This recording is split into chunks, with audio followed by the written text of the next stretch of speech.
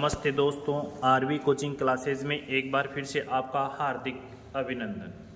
आज हम पढ़ेंगे गुणधर्म, जिसमें सबसे पहला गुणधर्म है समवर्त गुणधर्म। इस गुणधर्म के अंदर अपन क्या सीखेंगे? प्रमेय संख्या, योग, घटाव, गुणा और भाग के अंतर्गत समवर्त कहलाएगी यदि प्रमेय संख्या पर ये संक्रियाएं, जैसे संक्रियाएं कौन सी होती हैं? प्लस, माइनस, गुणा और भाग पर ये संक्रियाएं यदि अपन पुनः प्रमेय संख्या पर अप्लाई करते हैं तो हमें पुनः प्रमेय संख्या यदि प्राप्त होती है तो अपन वहाँ पर समवर्त गुणधर्म पालन के लिए कह सकते हैं। यानी प्रमेय में यदि प्रमेय को जोड़ा जाए तो हमें प्रमेय ही प्राप्त होनी चाहिए। प्रमेय को यदि प्रमेय में से घटाएं यदि प्रमेय प्राप्त होती है, यदि प्रमेय को प्रमेय से मल्टीप्लाई करते हैं तो प्रमेय प्राप्त होती है, यदि प्रमेय में प्रमेय का भाग देते हैं तब तो ये समवर्त गुणधर्म का पालन करेगी, वरना ये समवर्त गुणधर्म का पालन नहीं करेंगे। तो इसके बारे में अपन लिखते हैं। देखिए, सबसे पहले लिखेंगे प्रमेय। अब आपको पता है P बट्टा Q के रूप में जिस संख्या को लिखा जाता है और Q की वैल्यू क्या नहीं होनी चाहिए? 0, वो क्या कहलाती है? प्रमेय संख्या। तो लिखिए प्रमेय संख्या का क्या करेंगे? योग, कोमा, घटाव जिसको व्यवकलन कहते हैं, कोमा, गुणा तथा विभाजित का मतलब होता है भाग देना, भाग जिसको मैं ब्रैकेट में लिख देता हूं क्या? विभाजन। विभाजन के अंतर्गत समवर्त कहलाएगी।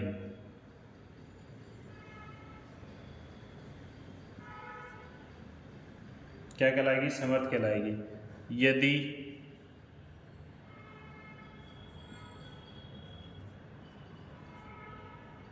प्रमेय संख्या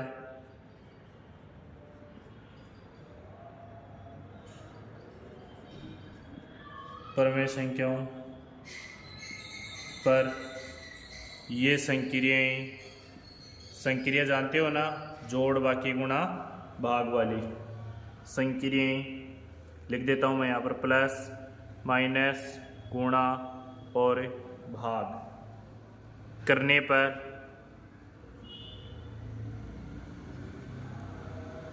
पुनः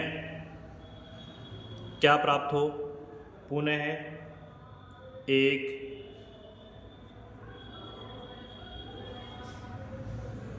प्रमेय संख्या प्राप्त हो। कैसी संख्या प्राप्त हो? प्रमेय संख्या प्राप्त हो। तो वो किसका पालन करेगी? समवर्त गुणधर्म का। अब देखिए, इसके ऊपर अपन जैसे ये एग्जाम्पल टाइप में लेते हैं a प्लस बी, यानी ये भी क्या है? प्रमेय संख्या, और b भी क्या है? प्रमेय संख्या। यानी पीछे की जो वीडियो है संख्या पद्धति की, उसमें मैंने समझाया हुआ है कि प्रमेय में यदि प्रमेय को जोड़ा जाए तो क्या प्राप्त होता है? प्रमेय। तो C है वो भी क्या है? एक प्रमेय संख्या। तो ये सारे जो संक्रिया के चारों रूल हैं उसको यदि फॉलो करता है तो ये समवर्त गुणधर्म है। प्लस के लिए ये प्रमेय संख्या होगी। उसी हिसाब से अपन किसके लिए देखेंगे? माइनस के लिए देखेंगे, और फिर गुणा के लिए देखेंगे, और फिर किसके लिए देखेंगे? भाग के लिए देखेंगे। तो इस प्रकार से ये चारों संक्रियाएं इस पे अप्लाई हो सकती हैं। तो प्रत्येक पे अपन एक एक एग्जाम्पल लेके देखते हैं। सबसे पहले a प्लस बी के लिए देखते हैं, योग के लिए। योग के लिए देखते हैं अपन। योग के लिए देखो a प्लस बी बरोबर क्या है? c। यानी प्रमेय में प्रमेय को जोड़ना है। यानी एक एग्जाम्पल ले लिया, a की जगह मैंने ले लिया 2/3 प्लस 1 ले लिया 1/6। अब देखो इन दोनों का क्या ले लेंगे अपन? एलसीएम। तो एलसीएम लेंगे तो क्या आएगा? 3 और 6 का एलसीएम क्या आता है? देखो इस प्रकार से लिख सकते हो, 3 और 6 का एलसीएम। तो सबसे पहले 2 का डिवाइड देंगे तो 3 एज इट इज आ जाएगा, इसमें 3 आ जाएगा। 3 में दोगे 1 और 1 आ जाएगा। इनका क्या कर दोगे मल्टीप्लाई, तो इनका मल्टीप्लाई करोगे क्या आएगा एलसीएम 6।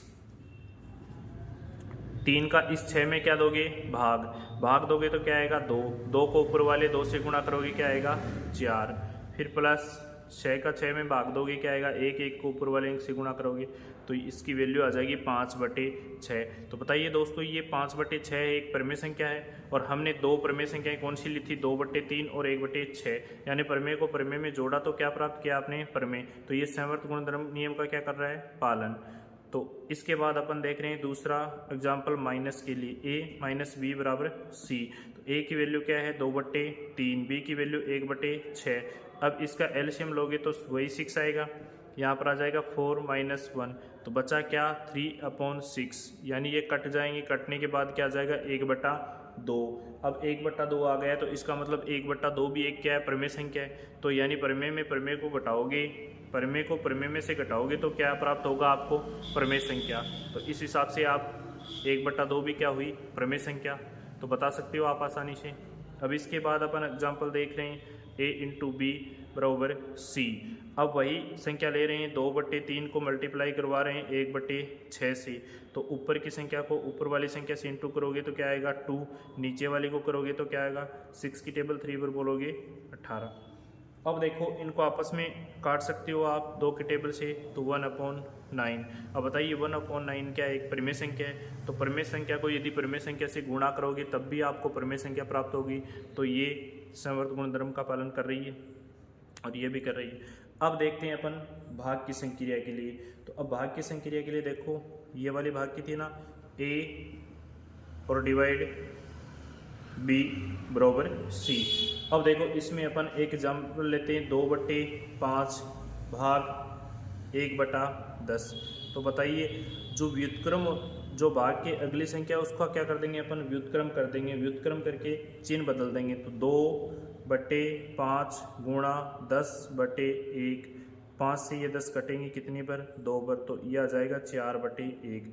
अब बताइए 4/1 एक प्रमेय संख्या है, क्योंकि देखो इस 5 से इसको काट दोगे 2 को 2 से इंटू करोगे तो क्या आ जाएगी आपके पास वैल्यू 4/1। अब देखो एक एग्जाम्पल और लेके देखते हैं इसमें, वो एग्जाम्पल क्या है भाग की संक्रिया के लिए देखते हैं। इसमें तो ये गुणधर्म का पालन कर रही है, लेकिन इसमें देखो 2/5 भाग 0/1। और मैंने क्या कहा कि अगली जो संख्या उसका व्युत्क्रम कर दो और चिन्ह को बदल दो। चिन्ह को क्या करोगे गुणा, तो 2/5 गुणा 1/0। अब ऊपर की संख्या को ऊपर की संख्या से मल्टीप्लाई करोगे क्या आएगा 2, नीचे वाली को मल्टीप्लाई करोगे क्या आएगा 0। अब आपको पता है कि 0 का किसी भी संख्या में भाग देते हो तो वो अपरिभाषित होता है। क्या होता है अपरिभाषित। तो इसकी वैल्यू क्या आ गई इन्फिनिटी। लेकिन अपन को पता है कि इन्फिनिटी एक प्रमेय संख्या नहीं होती है। तो ये यहाँ पर स्टेटमेंट क्या हो रहा है अपना गलत। तो अपन कह सकते हैं ना कि समवर्त गुणधर्म है वो भाग के लिए लागू नहीं होता है। तो इसी के साथ समवर्त गुणधर्म नियम आपका कंप्लीट होता है। देखिए दोस्तों अगला जो नियम है वो क्रम विनिमयता। अब क्रम विनिमयता के अंदर क्या करेंगे वही प्रमेय संख्या लेंगे और इसमें क्रम का ध्यान रखना है वैसे आपको कि प्रमेय संख्या लिखो इसमें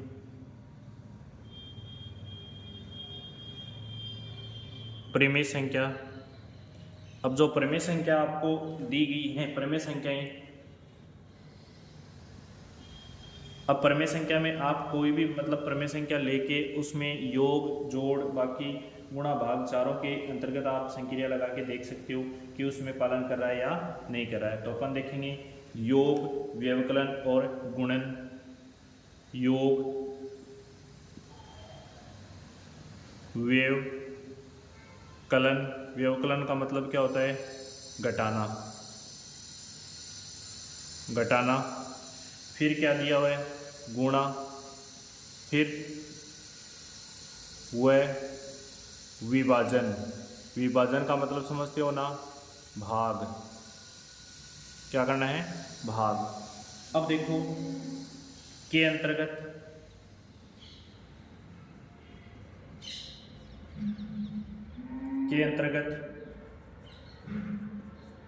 क्रम विनिमयता, के अंतर्गत क्रम विनिमयता कहलाएगी। कब कहलाएगी?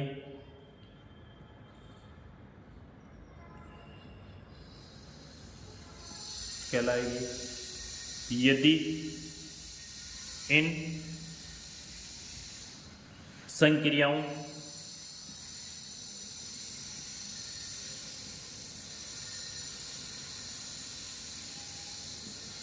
में प्रमेय संख्या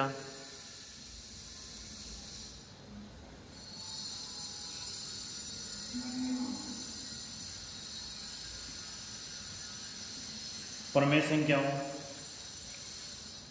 के क्रम को बदलना है आपको। क्रम को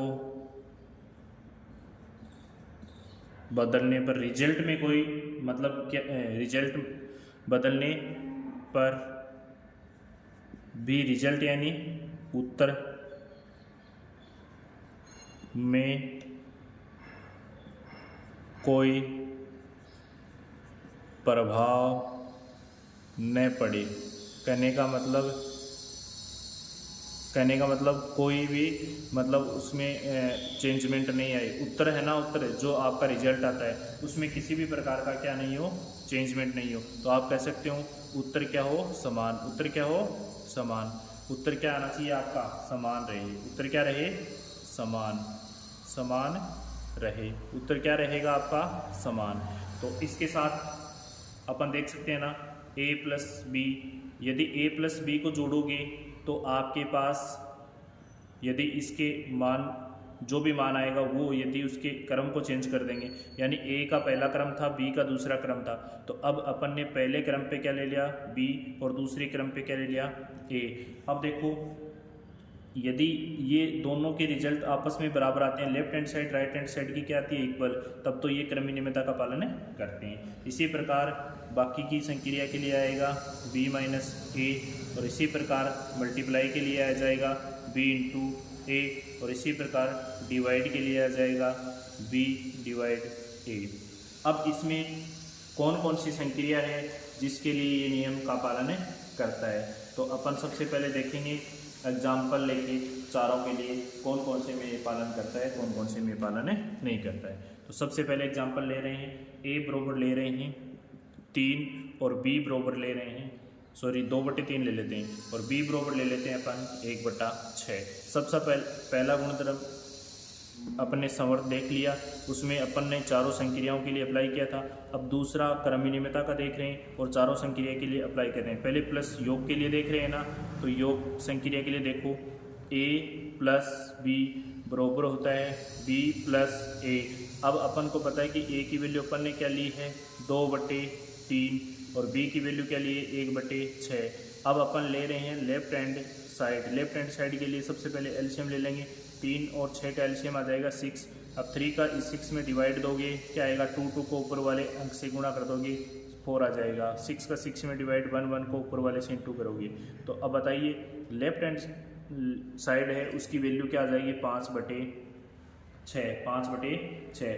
अब देखना है हमें राइट हैंड की वैल्यू। राइट हैंड की साइड ये है ना RHS, इसमें भी सबसे पहले 1/6 लिख दोगे, फिर 2/3 लिखोगे, वही एलसीएम आएगा 6। अब 1 आ जाएगा, यहाँ पर क्या आ जाएगा 4, तो ये वैल्यू भी आ जाएगी 5/6। अब देखो दोनों पक्ष बराबर आ गए ना, left hand side right hand side की क्या आ गई, इक्वल। तो इसका मतलब योग संक्रिया के लिए ये गुणधर्म का क्या करता है, पालन। तो योग के लिए अपन ने चेक कर लिया। अब अपन चेक करेंगे इसमें बाकी के लिए। अब बाकी के लिए क्या करोगे, इसमें घटाव के लिए यानी व्यवकलन के लिए, व्यवकलन के लिए चेक करो भाई, a माइनस बी बराबर b माइनस ए। लेफ्ट हैंड साइड लोगे वैल्यू क्या आएगी 2/3 माइनस 1/6, और राइट हैंड साइड में वैल्यू क्या आएगी, दोनों को साथ लेके चल रहा हूँ मैं, 1/6 माइनस 2/3। एलसीएम वही 6 आएगा। अब देखो 3 का इसमें डिवाइड दोगे 2 को ऊपर वाले अंक से गुणा करोगे 4 माइनस 1, इधर क्या आ जाएगा एलसीएम 6, 1 माइनस 4। अब देखिए इसकी वैल्यू क्या आई 3/6 और इसकी वैल्यू क्या आई 3/6। तो वैल्यू क्या है इसकी, कटने पे 1/2 और ये -1/2। देखो ये वैल्यू प्लस की और ये वैल्यू क्या की, माइनस की, तो बराबर नहीं आने के कारण ये व्यवकलन की संक्रिया का पालन नहीं करता है। किस पे, क्रम विनिमयता में व्यवकलन संक्रिया लागू नहीं होती है, तो व्यवकलन लागू नहीं होगा। अब अपन चेक करते हैं गुणा के लिए, गुणन संक्रिया के लिए। चलो देखते हैं गुणन संक्रिया में क्या क्रम विनिमयता पालन करता है या नहीं। एक एग्जाम्पल लेके चेक कर रहे हैं। तो गुणा के लिए देखो a इंटू बी बरोबर b इंटू ए की वैल्यू क्या है 2/3, बी की वैल्यू 1/6 बरोबर 1/6 गुणा 2/3। Left hand side right hand side में ले रहा हूँ इक्वल, इसको इससे मल्टीप्लाई करोगे 2, नीचे क्या आ जाएगा 18। इधर देखो इसको इससे इंटू करोगे 2 आ जाएगा, नीचे आ जाएगा 18। अब इसको यदि काटोगे तो भी 1/9। तो बताइए लेफ्ट हैंड साइड और राइट हैंड साइड दोनों इक्वल है ना, तो अपन कह सकते हैं ना गुणन संक्रिया के लिए क्रम विनिमयता का पालन होता है। अब देखते हैं अपन इसी के साथ भाग संक्रिया के लिए। तो भाग संक्रिया के लिए a/b बरोबर b/a। तो देखो 2/3 भाग 1/6 और इधर वाली क्या है 1/6 भाग 2/3। अब देखो मैंने ये कहा था ना कि जब भी भाग का चिन्ह आए तो अगली जो संख्या है उसका क्या कर दो व्युत्क्रम, और इस चिन्ह को क्या कर दो गुणा में कन्वर्ट कर दो। तो 2/3 गुणा 6/1, तो वैल्यू कट जाएगी, ये आ जाएगी 2, तो 4/1 आ जाएगी।